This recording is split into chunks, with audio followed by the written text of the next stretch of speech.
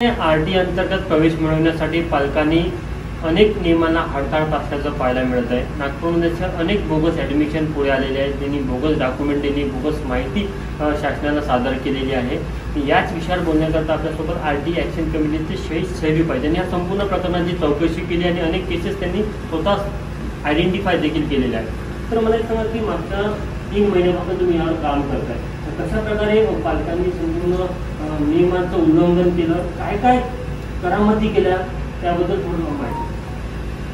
देखिए, मैं सबसे पहले अपना इंट्रोडक्शन शाही शरीफ चेयरमैन आरटी एक्शन कमेटी और वेरिफिकेशन कमेटी में बरकरार महाराष्ट्र की मैं भी कार्यरत हूँ, तो हाईकोर्ट के डायरेक्शन से निवृत्त हुई।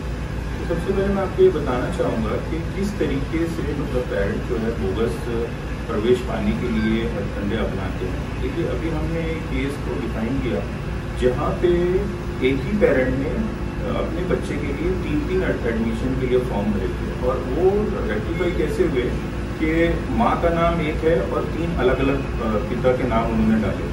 अब ये तो पारदर्शिता वाली बात है, तो दिख रहा था, लेकिन इसमें कहीं ना कहीं प्रशासन के अधिकारी और स्कूल के जो प्राध्यापक है उनकी मिलने होने की शंका हमको जाहिर हो रही है, क्योंकि जब ये एडमिशन ये चीज़ सामने आई थी तो उसी समय उन्होंने रद्द कर देना चाहिए था। ये तो मैंने एक पार्ट बताया। दूसरा पार्ट ये बताया कि डेट ऑफ बर्थ में किस तरीके से इन लोग घोटाला करते हैं कि एक ही बच्चे की 3 डेट ऑफ बर्थ कैसे हो सकती हैं, ये भी एक बड़ा सवाल है।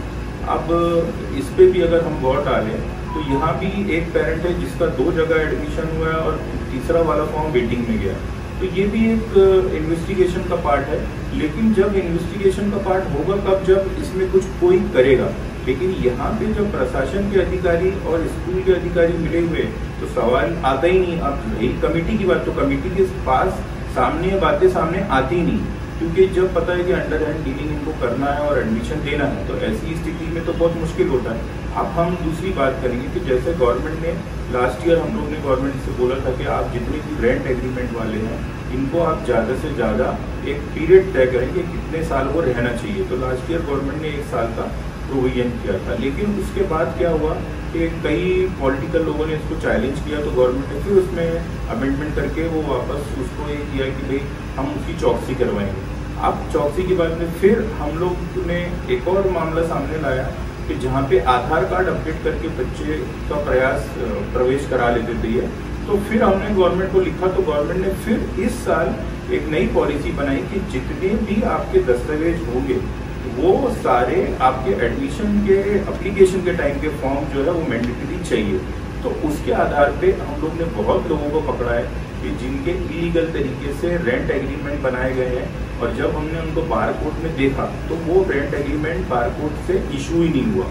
एक पार्ट। दूसरे पार्ट के अभी हमने बहुत सारे ओबीसी के सर्टिफिकेट्स पकड़े हैं। तो ओबीसी के सर्टिफिकेट्स कैसे पकड़े कि जो हमारा सिस्टम में बना ही नहीं है और वो डिप्टी कलेक्टर की साइन का वो सर्टिफिकेट मिल गया। तो फिर जब हमने चेक किया, क्योंकि अभी तो सिस्टम पूरा आ गया, पोर्टल आ गया जिसमें आप बार कोड डालेंगे तो वो आपको मिल जाएंगे। तो उसमें भी यहाँ पे 2 अलग अलग पैरामीटर्स हैं। एक होता है कि इनकी कास्ट का और दूसरा होता है वैलिडिटी का। लेकिन अगर पेपर में एक डॉक्यूमेंटेशन में वो लिख के आ गया कि ये validation of this certificate up to 31 March, तो वो हम लोग एक्सेप्ट नहीं करेंगे, भलाई उसकी जाति हो या ना हो। क्योंकि नियम में जब एक बार आप एक तरफ एक बार कह रहे हैं कि भाई आपको इस तरीके से एडमिशन की प्रोसेस करना है, आज दूसरी तरफ आप बोलते हो कि उसकी कास्ट लो और एक तरफ सर्टिफिकेट में लिखा हुआ है कि ये वैलिड नहीं है, तो ये तो सीधा सीधा मतलब कि कहीं ना कहीं क्लैरिफिकेशन नहीं है गवर्नमेंट ने। अब दूसरा एक और इम्पोर्टेंट पार्ट कि एक तरफ गवर्नमेंट बोलती है कि कास्ट सर्टिफिकेट वालों को बेनिफिट देना है, वहीं वो मध्य प्रदेश के प्रमाण पत्र लाते हैं और यहाँ पे बोलते हैं कि इसको इंटाइटलमेंट करो, तो वो गवर्नमेंट अलाउड नहीं कर रही। तो यहाँ भी क्या हो रहा है कि कई बच्चों को हमने वो भी बोगस पकड़ा है कि स्कूल वालों ने और डिपार्टमेंट की चूक के कारण कईयों का एडमिशन उन्होंने दे दिया था, वो भी हमने हाईलाइट किया है। अच्छा, है कि कुछ स्कूलों के लिए पेरेंट्स का ज़्यादा प्रायोरिटी होती है कि बड़ी बड़ी जो स्कूल है उसी में एडमिशन मिलना चाहिए, उसी पे पेरेंट्स लोगों का फोकस होता है और इसी के लिए वो ज़्यादा ये सब करामती करते हैं। देखिए, कैसा है कि आपको मैं बताता हूँ कि इसका कारण क्या है कि जितनी भी बड़े स्कूलें हैं वहाँ पे सामान्य इनको प्रवेश नहीं मिलता। तो ऐसी परिस्थिति में ये क्या करते हैं कि पेरेंट को पता होता है कि भाई अब उनको एडमिशन तो ऐसा मिलना नहीं है, तो और उनकी जो इनकम है वो शो होती है एप्लीकेशन में।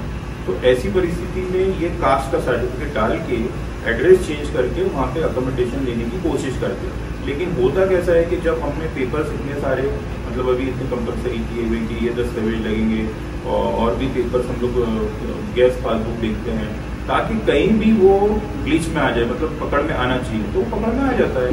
ये पता ही होता है कि ये आदमी जो है यहाँ रहने वाला नहीं है।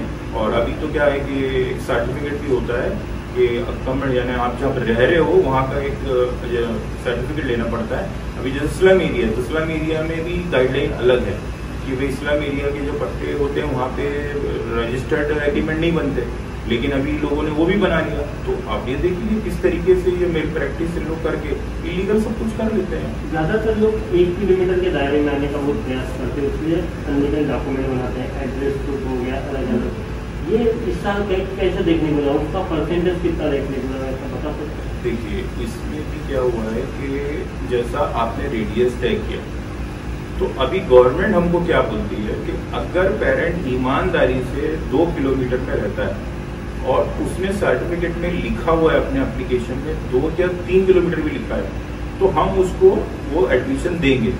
और यदि वो आधा किलोमीटर लिखता है और 3 किलोमीटर में रहता है तो वो एंटरटेनमेंट नहीं होगा। तो ऐसे हमने बहुत सारे केसेस पकड़े और काफ़ी पेरेंट ने स्कूल की अपना करीबी बताने के लिए उस सिस्टम में तो आ गए, क्योंकि देखिए हमारा पैरामीटर्स क्या होता है, पहले 100, 200, 300 ऐसा करते हैं, हम 1 किलोमीटर में जाते हैं। तो पहले 1 किलोमीटर का जितना कोटा है वो एलोकेट हो जाता है, फिर उसके बाद में हम लोग सेकेंड और थर्ड में जाते हैं। तो क्या हुआ इस साल से, क्या हुआ कि तीनों को मर्ज करके एक पॉलिसी मतलब एक ही बार में उन्होंने डिफाइन किया।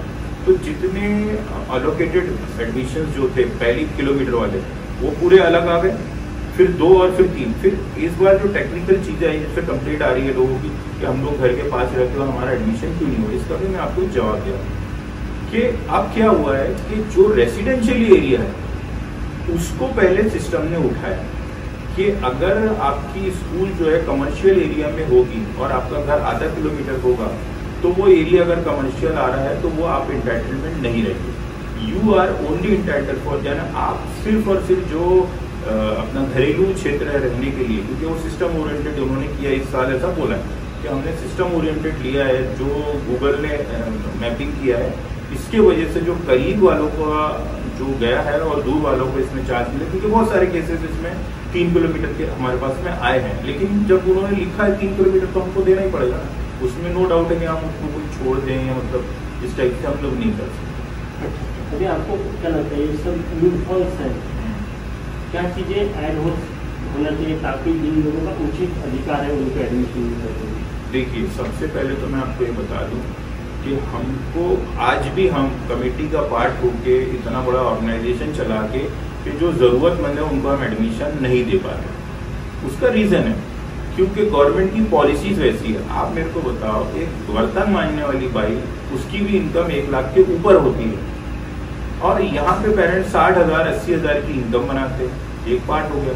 दूसरी चीज कि जो समाज ऑलरेडी, मैं नाम नहीं लूंगा, कि जो समाज ऑलरेडी अपडेट हो चुका है, गवर्नमेंट उन्हीं को सारी फैसिलिटीज देके जो लीगल मतलब जो जरूरतमंद है उनको अधिकार मिल ही नहीं पा रहा। तो हमको जैसे गवर्नमेंट ने भी एक ऑर्डिनेंस लाने की बात की है सेंट्रल गवर्नमेंट ने कि एक गरीब व्यक्ति जो है उसकी व्याख्या और उसका पैरामीटर तय होना चाहिए और उसका असेसमेंट होना चाहिए कि रियल में ये नीडी है और इसकी इनकम और जो बिलो पॉवर्टी लाइन है ये एक डिफाइन करे ताकि जरूरतमंद को ये उसका अधिकार मिलेगा।